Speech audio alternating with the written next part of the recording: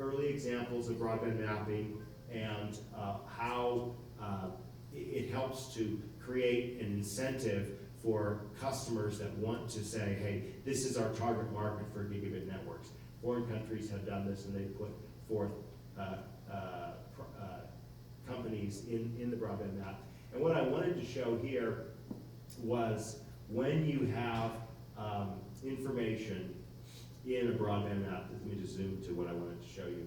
You can then create cost explorers. This is from a company that I've been working with that is actually helping to create financial models for building out broadband technology. And basically, on a neighborhood by neighborhood basis, if you have a participation rate of just 25%, based on the parameters and assumptions in this model, you can get monthly broadband for $95, gigabit, even 10 gigabit symmetrical connectivities. And when those participation rates go up to 50% or 75%, you can see that the rate goes down to $63 a month for broadband technology. So there's both consumer-facing, in this sense, and business-facing applications. And again, the point that I hope to convey in this brief presentation is that the frontier for broadband mapping that is necessary and is really core to what I understand we're trying to do here is to help measure exactly where gigabit networks are.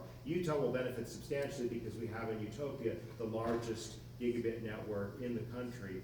And as we see more applications being developed, these developers will want to know exactly where their markets are for offering their gigabit applications. So with that, I'll turn it over to any questions that you all have. Yes? So I followed UTOPIA since the inception, back in the days of Marriott running it. Currently,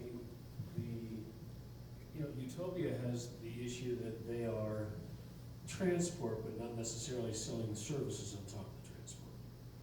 And as a result, you really kind of require a third party to design applications that really leverage transport. And that kind of leaves you at a disadvantage because you're somewhat relying on someone else to really make your service as valuable as it could be. We also have a fairly large gigabit network that is backed by a very large company, Google Fiber. Google took over what was once upon a time iProvo and has since put a significant investment into downtown Salt Lake. What applications is Google facilitating in their existing footprint with their massive technological prowess and financial resources that actually really leverage, to your knowledge, that gigabit throughput capability? Well, it's a good question. I'm sure that Roger can address the UTOPIA side, and if Google were here, they could address the Google side. I think that I haven't seen standout killer apps. There's some that I've wanted to see developed. Driving on Google Maps, right? That's an app I've been aching for. Just the fact that we now have an average of 20, 50, 100 devices per home is another key driver. I'd love to hear thoughts of other people here as to what the killer apps are that are driving this. But I think telepresence, I think the ability to kind of have seamless, this person is in this room and you can virtually be next to them by virtue of having connectivity. I don't think I've got a single one-size-answer-fits-all for what the application is that's driving it, but people know they want gigabit connections and are seeking them out. And I think that's visible in Salt Lake and Provo and all up and down the footprint that UTOPIA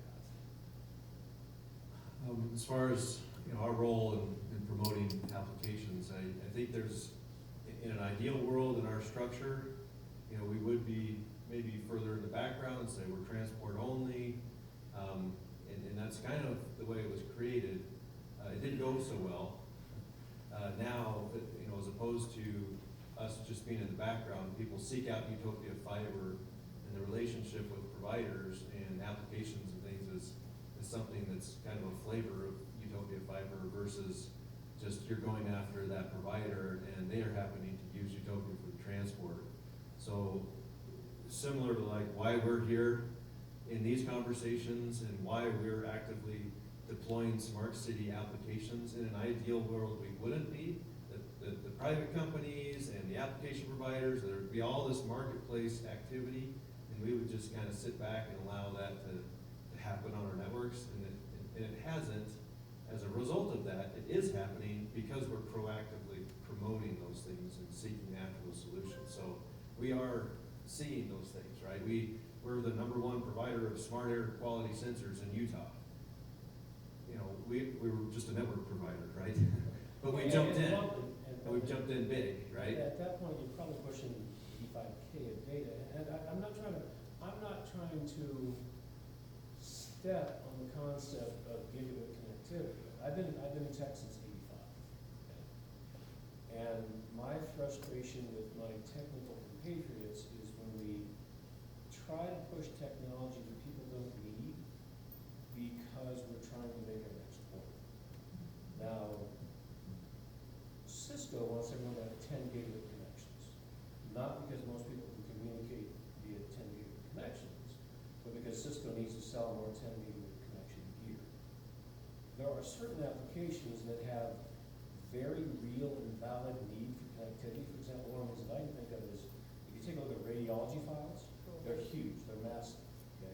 And if we can basically make more radiology available in rural communities where maybe I can employ a radiologist for $100,000 a year rather than $60,000 a year, and I put more and more of that skill set out in an environment where we already had an asynchronous requirement.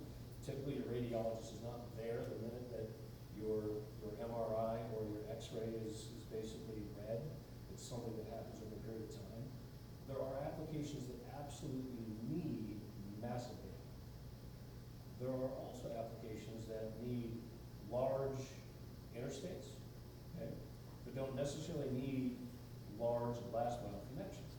And when we spend money on technology that benefits technology companies, and I feel like a trader in saying this as I'm a technologist, we're spending money that benefits the Ciscos of the world, but takes money away from the small technology companies that are looking at a limited pool of capital.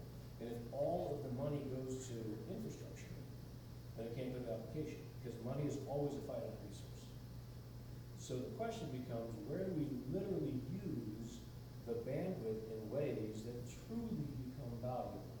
And where do we ignore? I mean, when we talk about 50 devices in a home that may be internet connected, I've got a lot of experience in IoT, that's also typically an 85K asynchronous connection where we're sending bursts of data and maybe back bursts of data. If I'm doing a 3D VR vocational training scenario, where I have lots of people in a true VR environment, that's a valid application.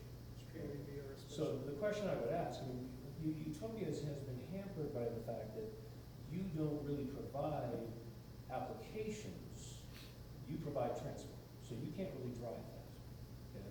But Google has both transport and application and capital. And I'm just trying to figure out where are we actually seeing applications that are really requiring this level of bandwidth consumption, both up and down. And I know I was one of the pioneers of the wireless ISP industry, and the reality is 10 years ago, Netflix was their biggest single consumer